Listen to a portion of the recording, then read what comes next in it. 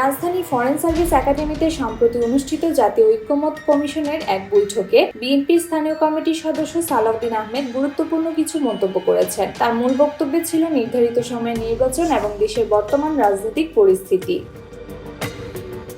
সালাউদ্দিন আহমেদ বলেন, আমরা স্পষ্ট করে বলতে চাই, সংস্কার, বিচার এবং নির্বাচন এই তিনটি বিষয়কে একে অপরের সঙ্গে গুলিয়ে ফেলা যাবে না। সংস্কার একটি চলমান প্রক্রিয়া এবং বিচারও তার নিজের গতিতে চলবে, কিন্তু এর কোনোটি নির্বাচনকে আটকে রাখার কারণ হতে পারে না।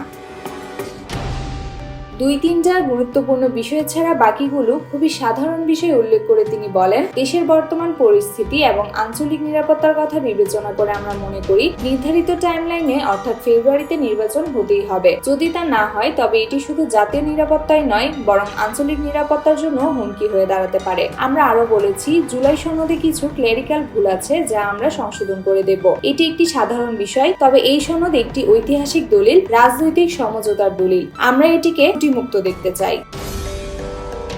সবশেষে ফ্যাসিবাদী বিরোধী জাতীয় ঐক্য ধরে রাখার জন্য আমরা সমঝোতায় রাজি আছি। বিএনপি গত 15 বছরে অনেক অবিচারের শিকার হয়েছে, কিন্তু তারপরও আমরা বলেছি বিচার চলবে, তবে নির্বাচনকে কোনোভাবেই এর সাথে শর্তযুক্ত করা যাবে না।